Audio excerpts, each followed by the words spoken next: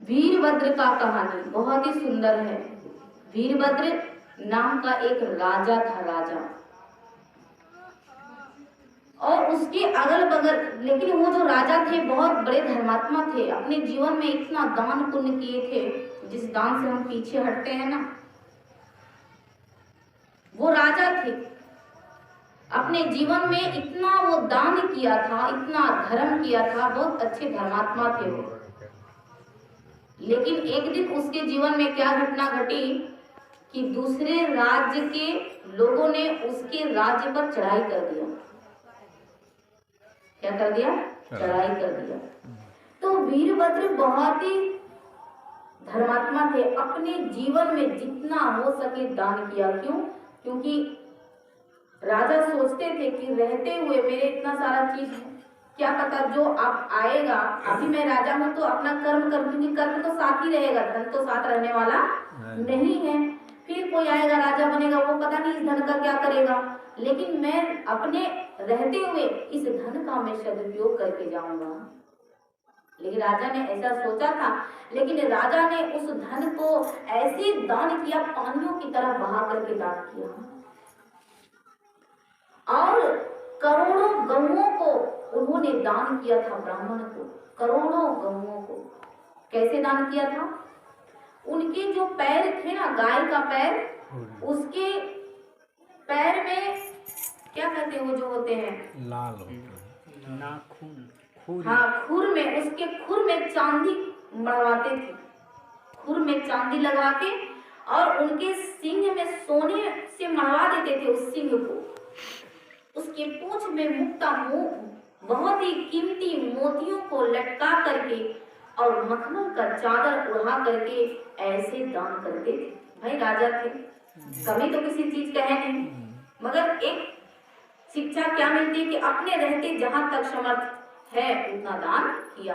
किसी को कहते हैं जथा शक्ति तथा भक्ति, अपने समर्थ के अनुसार उतना उनकी हैसियत थी, इसलिए ऐसा उन्होंने करोड़ों गौओं को दान किया था।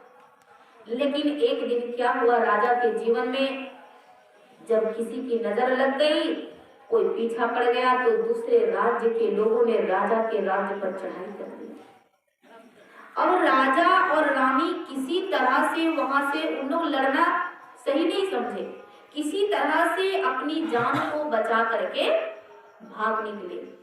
किधर? जंगल की ओर। जंगल की ओर चले गए किसी तरह से, भाई जान बच गया। अब जंगल में चले गए तो जान तो बच गया, लेकिन पेट तो मानने वाला है नहीं, पेट तो भोजन चाहिए कि नहीं चाहिए। अब जंगल में कोई भटके तो कितना दिन भटके, कहेगी, रानी कहती है कि मुझे भूख लगी है, कुछ खाने को चाहिए। राजा कहते हैं कि इस जंगल में क्या खाने को मिलेगा, ऐसा करो किसी रिश्ते नाते के यहाँ चलते हैं, फिलहाल तो पेट भरना है, रिश्ते नाते के यहाँ चलते हैं। तो रिश्ते नाते के यहाँ भी जाते हैं तो कितना दिन रहेगा कोई, रिश्ते नाते के यहाँ जाएंगे, एक दिन खूब, एक दिन मान लो 4 सब्जी दिए, जब दूसरा दिन बीता तो 2 सब्जी हो गया, तीसरा दिन हुआ तो 1 सब्जी मिला, चौथा दिन हुआ दाल भात चोखा हो गया, उसके बाद फिर दाले भात दे दिया, उसके बाद फिर बोलेगा भाई नहीं है, चटनी पटनी से काम चलाओ। इसका मतलब क्या होता है?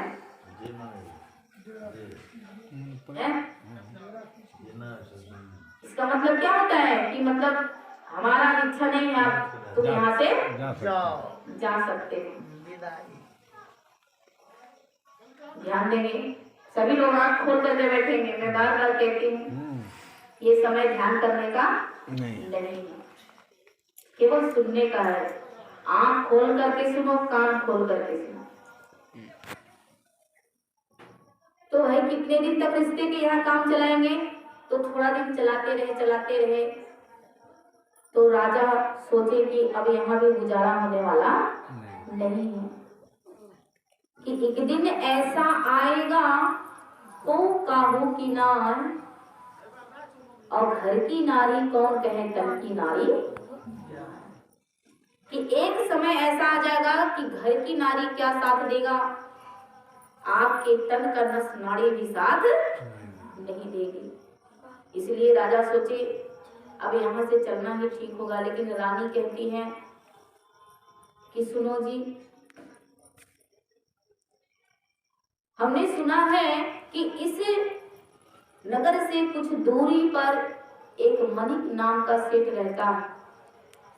वो सेठ पुण्य को खरीदता है मोल, और उसके बदले में पुण्य के बराबर तौल करके सोना देता है। ऐसा करिए, आपने अपने जीवन में कितना पुण्य किया है, कितना दान किया है, कितना पुण्य किया है, थोड़ा सा पुण्य बेच आइए, उससे जो भी हमको सोना मिलेगा और उस सोने को बेचकर हम कुछ दिन अपने जीवन का निर्वाह करेंगे। देखिए, अब जब रानी ने ऐसा कहा, राजा ने कहा कि ठीक बात है, ये बात तो तुम ठीक कहती हो, चलते हैं पुण्य बेचने के लिए, लेकिन रास्ता काफी दूर है, खाने के लिए कुछ है नहीं, मुझे भूख लगेगा तो मैं क्या करूँगा। रानी कहे इसका चिंता मत करो, मैं थोड़ा सा आटा का व्यवस्था कहीं से करती हूँ, उसको ले जाकर अगर भूख लगे तो कुछ बना करके खा लीजिएगा। रानी कहीं से जाती है, पड़ोसी से थोड़ा सा आटा मांग करके लाती है और उस आटे को दे देते हैं वीरभद्र को, कहे कि जाइए कुछ अपना पुण्य बेच करके आइए, क्योंकि अब हमसे ये सहन होता नहीं। लेकिन देखिए, कहते हैं जो परमार्थ करता है, जिसके अंदर परमार्थ की भावना होता है, वो किसी हाल में परमार्थ करना छोड़ता नहीं, किसी हाल में नहीं छोड़ता। और जो कभी किया ही नहीं है दान को, उसका बात ही अलग है। वो उसको रहेगा तो भी नहीं करता है और नहीं रहेगा तो बात ही अलग है। लेकिन राजा अब चल दिए आटा लेकर के।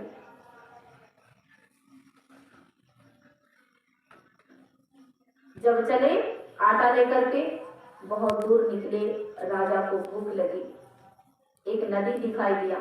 सोचा राजा कि इसमें नहा लेते हैं, स्नान करके फिर कुछ खा के तब आगे बढ़ेंगे। उस नदी में राजा नहाते हैं। नहाने के बाद में उन्होंने जो आटा लिया था, उस आटा को साना नदी के पानी से और 4 गोल गोल लिट्टी जो है बना लिया। किसी तरह से पत्थर तोड़कर चूल्हा, किसी तरह से 4 गोलियां बने लिट्टी तैयार कर लिए। अब उसको ज्यों ही वो परोसे, भगवान का भोग लगाए, उसके बाद सोचा इसको खाएंगे। उसी समय में एक कौन आ गया जी? साधु आ गए, संत। एक संत आ गए, वो भी बहुत भूखे थे।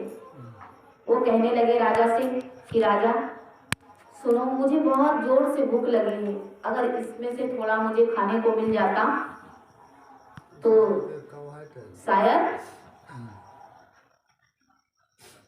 मेरा भी कुछ जो कष्ट है थोड़ा मिट जाता।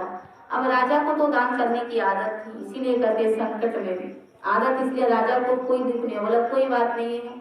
उसमें से 2 लिट्टी उन्होंने साधु को खिला दिया और 2 लिट्टी खुद खा करके किसी तरह पानी वानी पी करके जब पहुंचे, चल दिए, पहुंचे मणिक सेठ के पास। अब सेठ जी को देखा वहां पर ही कि पुण्य को तराजू पे रखते हैं और उसके बदले में सोना देते हैं। राजा भी वहां पर गए। मणिक ने जो ही देखा, कहे अरे राजा तुम, कहो कैसे आना हुआ। कहे क्या बताऊं, हमारे राज्य पर किसी ने चढ़ाई कर दिया और आज हमारी ऐसी स्थिति हो गई कि मुझे अपना पुण्य बेचना पड़ रहा है।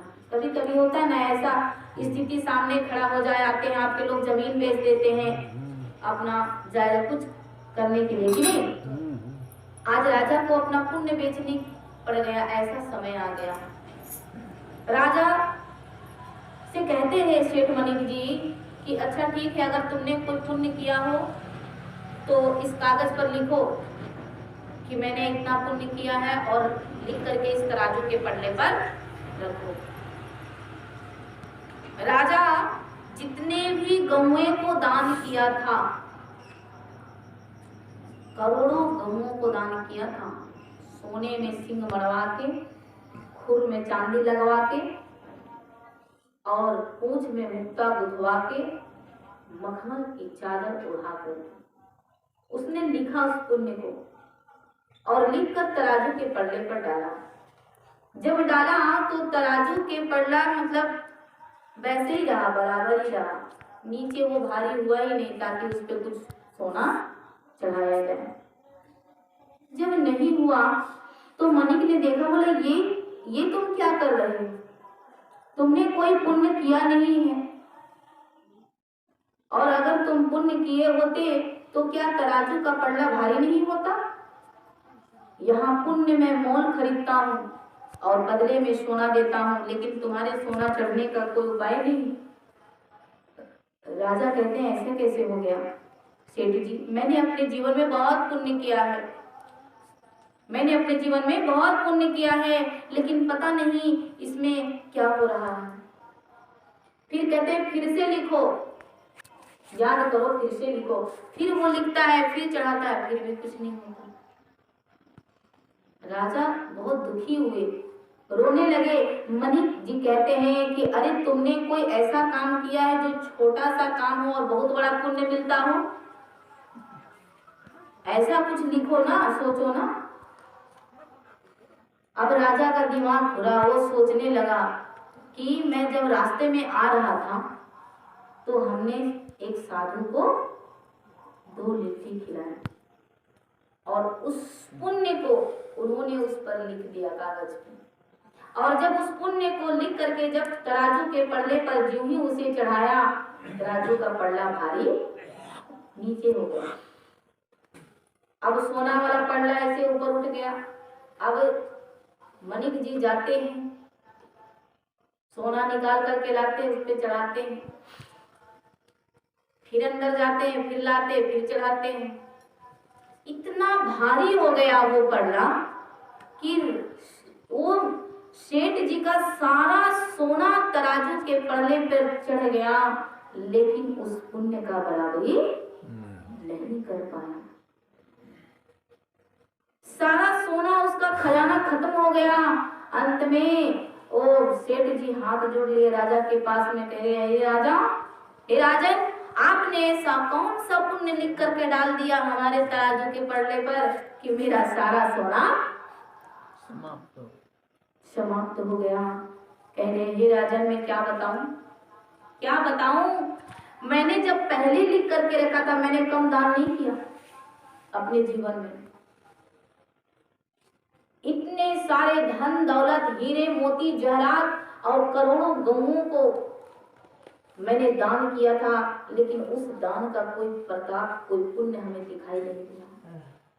लेकिन संतों के द्वारा किया गया पुण्य, सिर्फ मैंने ज्यादा कुछ नहीं किया, सिर्फ 2 रोटी 2 लिट्टी हमने उसे खिलाया था, और उस पुण्य की बराबरी तुम्हारी सोना नहीं कर पाया। प्रेम से बोले श्री सद्गुरुदेव भगवान की जय, साचे दरबार की